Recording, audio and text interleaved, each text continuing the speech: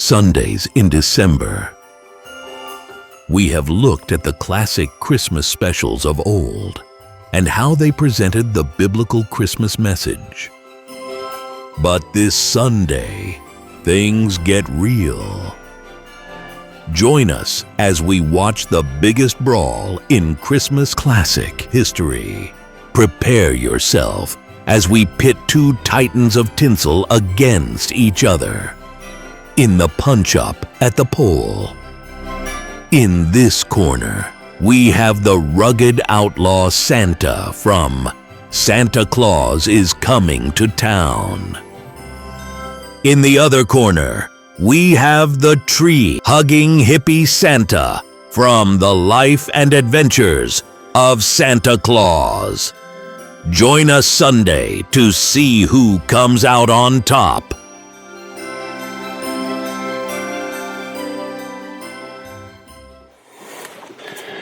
All right, as we wrap up the series, we've been looking at these old Rankin and Bass Christmas specials, and we've been looking at how they mirror the prophetic foretelling that happened before Jesus was born in Bethlehem, and we've been looking at how closely some of those stories from those old specials actually mirror the gospel and what it was presenting.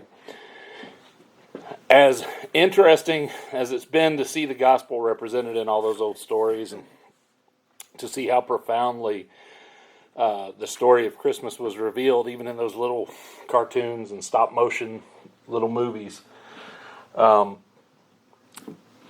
unfortunately it didn't last. And so Rankin and Bass Productions made 18 of those specials. By the way, if you didn't know, there's the whole list. You can take a screenshot of that. Go home and watch them all, because you should, except for one of them, and I'll get to that. 18 of them between 1964 and 1985. Do you know there's a little Drummer Boy Part 2? I don't even know how you do that, but actually I do because I've seen it. But it's weird, right? I didn't know that as a kid. I didn't know there was a sequel to that one until I was an adult. Today I want to talk specifically about two of those specials. The one is 1970s Santa Claus is Coming to Town. It's a fictionalized origin story of Santa. Kind of goes through who he is and gives a fictional tale of how he became Santa. I've already shared with you how this special embodies the biblical Christmas story. We actually experienced it in worship this morning because in one of my favorite scenes, when Chris, Santa, gets married to Jessica, Mrs. Claus, on Christmas Eve, it stops to tell the story, and it echoes the giving of the gifts as the wise men gave gifts to Jesus. This was and is my favorite of all of them, of all 18. This is my favorite of all of those specials. And I actually credit it with, if you guys have been around here on a Wednesday night during Christmas, not this year, but usually we do this thing where I go through all of the historical evidence for Christmas and its celebration, and we debunk a lot of the stuff online about paganism and all the nonsense that people like to drum up. And part of the drive for that was finding out the actual history of St. Nicholas. And I actually credit this movie with that because it put it in me to want to know the real story because I love the fictional story so much. And the idea that it would go through and it would explain all these things about Santa. It explained the elves in a fictional way. He's actually a baby that is found and adopted by these poor little group of short people. And so also explains where he got his suit, by the way, because they dress that way just, on Tuesday. And so he became a family member, and that's where all that came from. It explains where he met, why he has more than one name, where he gets Nicholas, where he gets Claus. And so it goes into all that and explains why different people call him different things. Again, fictionally, not the real story, but in a fun and creative way. It explains why he comes down chimneys, why he leaves gifts in stockings. It's just great. It even explains where he met Mrs. Claus. And this was one of my favorites because I'm used to Mrs. Claus being like a pudgy old woman with curlers in her hair. And this is a Santa that's got a pretty attractive looking wife. So as a kid, I was like, heck yeah, this is my Santa. And not only that, but he's an outlaw. The Burgermeister Meisterburger wants him locked up because he's bringing toys to kids. And so as a kid who grew up on Smokey and the Bandit and Dukes of Hazzard and things like that, and A-Team, you're telling me Santa was an outlaw with a hot wife? I'm in. Like, this was my Santa story. This guy is a winner. But this film came out in 1970. It was only the 5th one they made. There were lots more coming. We got Year Without a Santa Claus, then 'Twas the Night Before Christmas, then The First Christmas, then Rudolph's Shiny New Year, then Drummer Boy Book 2, Frosty's Winter Wonderland, Nestor the Long-Eared Donkey, Stingiest Man in Town, Jack Frost, Rudolph and Frosty's Christmas in July, Pinocchio's Christmas, and The Leprechaun's Christmas Gold. All came after this. So this was in the early stages. This was when they were really strong in the forecasting of the gospel message within it. And that brings us from 1964, when they released Rudolph, to 1981. Rankin and Bass released 17 of these in that time period. And they were churning them out. They were averaging one a year. But there was a gap between Leprechaun's Christmas Gold in 81 and their final film in 85. And it was due in part to some interesting things that began happening in the world that would greatly impact the final film in the series. The world was getting pretty wild in the early 80s. There was an attempted assassination on President Reagan. John Lennon was gunned down in the street. We were in the throes of the big AIDS scare at that time. CNN launched, bringing us into the God forbidden 24-hour news cycle that we've been stuck in ever since. NASA launched our first reusable spacecraft, making us feel pretty self-important and good about ourselves. Mount St. Helens had a devastating volcanic eruption in Washington State. And while all this was going on, we were still in the peak tensions of the Cold War. It was a rough time. Things weren't great. But while everyone was distracted by all that worldly chaos, there were also lots of moves being made against the faith, against Christianity at that time. One of those was a major school prayer case in the 80s, Wallace versus Jaffrey, where the Supreme Court struck down an Alabama law that allowed prayer in school, allowed moments of silence, putting the final nail in the coffin and pretty much removing Christianity from our public school system. Pro-life organizations and groups and other born-again Christian movements that were common in the day soon were characterized in the media as extremists, and their actions were deemed as attempts at a holy war on America. The culture was becoming secular. By the time Rankin and Bass was ready to release a new Christmas special, the old messages that had built that entire catalog were no longer really welcome on the air anymore. So they had a challenge before them. And the challenge is what we've pointed out throughout this whole series, is if you take the Christ out of Christmas, it's really difficult to have Christmas. And so that's why we have this gap where they're trying to figure out, how do we do this now when the world doesn't want to hear that message anymore? How do we present this? How do we write a story that says Merry Christmas without Christ in the Christmas? But Christmas specials weren't the only thing that they had made. In 1977, they released The Hobbit. So they're the ones responsible for that, if anybody's seen that. The old cartoon version of The Hobbit. Old Lord of the Rings tale. So they had gotten into dipping their toe into fantasy work. in this classic Tolkien tale. Now, what they may not have realized at the time is that this tale is also very steeped in the gospel.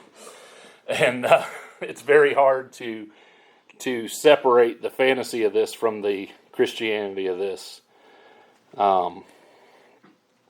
It was thought of as fantasy first at the time, but Tolkien, a devout Roman Catholic, stated that the stories that he had written were fundamentally a religious and Catholic work. So within them held the story of Christ. In 1980, they followed up The Hobbit with an animated Return of the King in their Lord of the Rings series.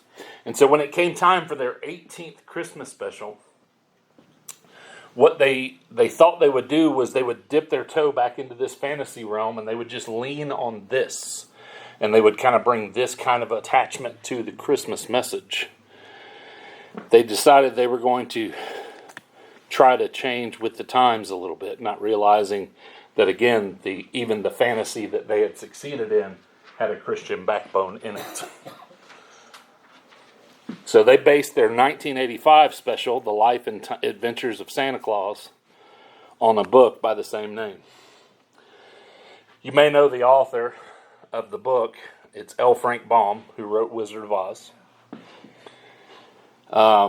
He was seen as a bit of a fantasy guru of sorts at the time, and his work was also mistaken as family-friendly, so it kind of fit the Rankin and Bass model. I think that is highly attributed to the fact of the work that was based on his work. The film version of Wizard of Oz kind of gave that family-friendly appeal. But if you've ever read any of his books, they're pretty dark and twisted. So he's not very family-friendly. But one thing's for sure, they wouldn't have to worry about the messages that they were worried about putting on the air at the time. Because Baum was far from Christian. And there wasn't going to be any Christian imagery in his work. Baum was raised in a strict Methodist family, but rejected Christianity as an adult, embracing theosophy. Theosophy is a spiritual philosophy that basically it's a catch-all, it's a grab bag, it's a doggy bag of religion. It's take a little bit of this and a little bit of that and make your own thing out of it. That's what it is.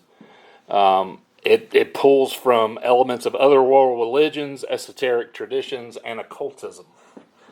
And so that's the guy that wrote their final work that they based their final Christmas special on. So the book, The Life and Adventures of Santa Claus, and by proxy the film, gives a fictionalized origin story for Santa Claus. Sound familiar? That's why we're pitting these two against each other. It's supposed to be the same story. They were taking a second stab at this fictional origin story. They had had success with Santa Claus is Coming to Town, and so they saw this as an opportunity to give a different take on it, to lean into the fantasy aspect that had served them well with Lord of the Rings, and give a different version. But here's the thing. When you attempt to strip Christ out of Christmas, it just doesn't work. Here's the basic story told in this film. The Life and Adventures of Santa Claus tells Santa's origin story through a framing device. There is this immortal being named Great Ack. That weirdo. And the Great Ack is very troubled at the beginning of the story because this is the night when Santa Claus will die. Merry Christmas. That's how the movie starts. Santa's going to die, and he's upset about it. So he calls together all the other immortals. Now, to Rankin and Bass's credit, they don't call them what they are. But if you know anything about religion, these immortals are just fake gods. There's the sun god, and the wind god, and the water god. All are present.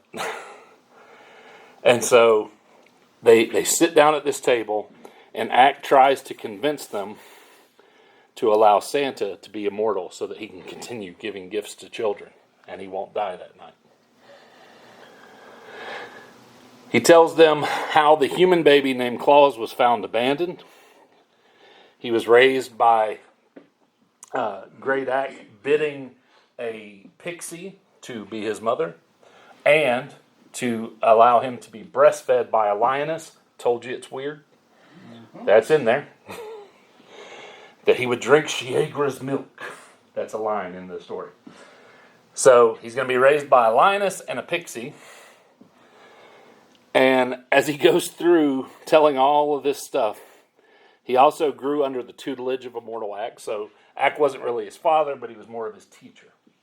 And so Ak would come in and teach him lessons. He was taught how terrible mankind is to one another. So he takes Claus, Ak takes Claus on this little field trip one day. And they go around the world looking at how bad mankind is. He takes him and he sees kingdoms that are ruled poorly by oppressing their citizens. He takes him to witness young Asian kids who are being brutally trained for war. He takes him and they see knights battle to the death and kill one another. Merry Christmas. Claus asks Ak why men even exist and why they were even born. And he asks what war is. And he's told by Ak, war is fought for what men call causes. And Santa says, well, what are they good causes? And Ak says, sometimes, but not usually. And so Claus, confused by all this, says, so men kill each other when they disagree. And Ak confirms it. That's pretty much what war is. And so Claus, wanting to seed good in the world, invents, yes, I said invents, toys. He creates the first toy. And he sets out on his life journey to deliver toys and joy to children. Now there are some villains in this film who are called Aguas. Merry Christmas. Didn't expect to see that in your Christmas special, did you? They don't like children being happy. And so they want to stop Santa. They want to stop Claus from his mission to bring joy to children. So the immortals defend Claus, and they go and battle the Aguas to defend him. And at the end, the immortals defeat them, and they all vote to make Claus an immortal so that he can continue delivering toys. The end. Merry Christmas. It sucks.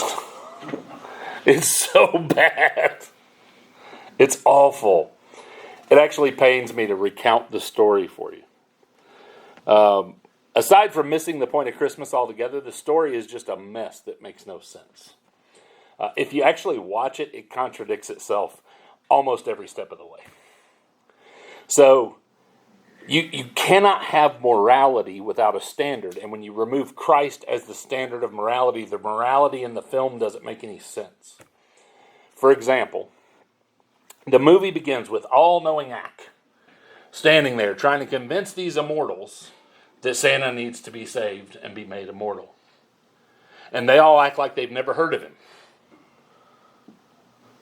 And that's why he has to tell the story to them.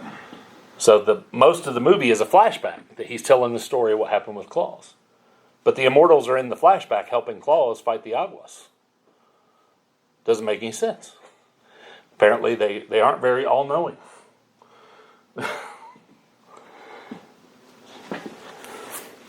Ak spends the middle section of the film teaching Claus that fighting is wrong, that war is fought for causes, and they're rarely good, and that people only fight and kill each other because they disagree.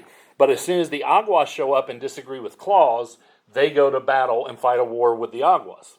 And I'm not saying they just fight a war and they go and defend Claus. They actually murder them all. The beginning of the war starts with the great Ak, Mr. Peace-loving, beatnik, hippie, immortal man with the horns on his head. He goes and he gets his axe. That axe. And as he's holding his axe in the air, He says, cut well, great axe, against these hosts of evil. He's going to go and chop up some aguas. Kind of defeats the purpose of the message you taught Claus, doesn't it? But if you have no basis of morality, you have no morality that makes sense. And not only does that show that they need something to base their morals on, but it also teaches that pacifism only works if everybody's a pacifist. Because you're going to have to fight for something. Not only does Ak lead the immortals in battle against these aguas, going against his faux morality, but the immortals led by Ak kill them all, every last one of them. Slaughter them. After the battle, he tells Claus, you may deliver your toys safely. The aguas have all perished. It sucks so bad. I encourage you to watch it once just to see how bad it sucks. Out of all the Christmas specials that Rankin Bass made, I'm betting none of you have even heard of this one. Raise your hand if you've ever watched it, ever even heard of it. It basically ended their run as kings of Christmas specials. They never made another one. Which is strange because it's the most recent one, and none of you have ever heard of it. It was made in 1985. We all know Rudolph, and that joker is 61 years old. We all know the little drummer boy, even though it's 57 years old. But this piece of crap, at the spry young age of 40, has been lost to time. There have been numerous box sets of all the Rankin Bass specials released over the years. I mean, over and over again, they're releasing box sets because they're churning out for money. Right? You know which one's never been in it? In any of them? Life and Adventures of Santa Claus. It finally appeared in 2023 in one of the box sets. And that was only so they could market it as the complete Rankin Bass collection. From 85 to 2023, you could not find this film. It's like it fell down a hole. They tried to change with the times. They tried to reinvent a wheel that they had already perfected. But because that meant taking the Christ out of Christmas, they just made trash. They just made garbage. I wanted to end our series with this little standoff because part of what I've hopefully been teaching along the way is know the Christmas story. Know it. Know it so that you'll know it when you see it. When it's represented in something. Or in cases like the Life and Adventures of Santa Claus, know it so you'll know when you don't. Once you know the story that all good stories are built on, you don't just notice when it's missing, you feel it.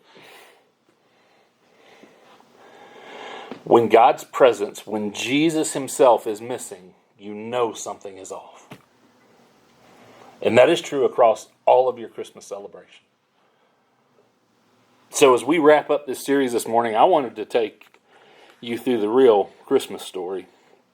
And in honor of Rankin Bass's failed effort to make it epic, I wanted to give you a bit of an epic retelling of Christmas. A long time ago, Genesis 1:27, God created mankind in his image. In the image of God, he created them. Male and female, he created them. They were not his image in face or frame, but like him in spirit, in purpose and aim. He was the maker, the source of all art, and they too were formed with a creating heart. The serpent looked on and hated the plan. Why grant such a gift to the children of man? He sought not to crush them nor grind them to dust, but whispered false promise and baited their trust. He thought God would falter, regret what he'd done when mankind lay broken, distorted, undone.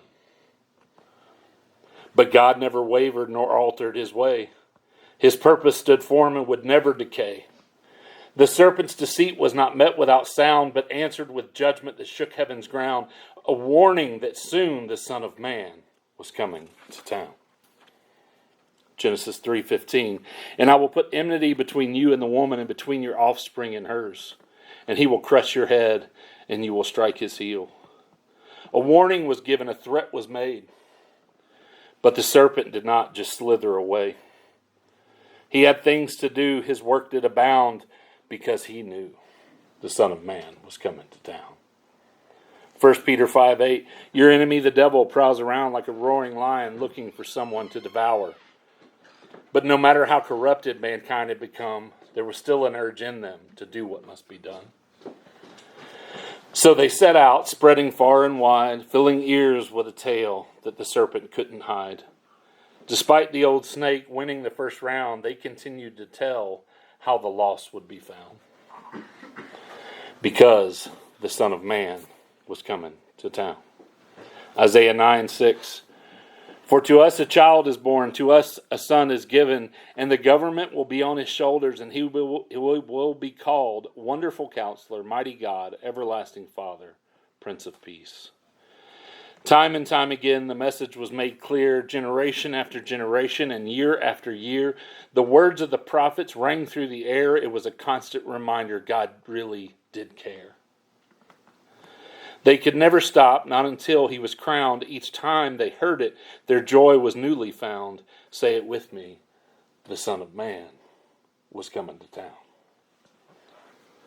Micah 5:2, but you, Bethlehem, though you are small among the clans of Judah, out of you will come for me one who will rule over Israel, whose origins are from old, from ancient times. The place now known, they awaited only the time the serpent would pay for his heinous crime. But this time is funny and memories can be drowned. By the time he arrived, many had let their guard down. They had forgot the Son of Man was coming to town. Luke 2:4-7. So Joseph also went up from the town of Nazareth in Galilee to Judea, to Bethlehem, the town of David, because he belonged to the house and line of David. He went there to register with Mary, who was pledged to be married to him, and was expecting a child. While they were there, the time came for the baby to be born, and she gave birth to her firstborn, a son. She wrapped him in cloths and placed him in a manger, because there was no guest room available for them.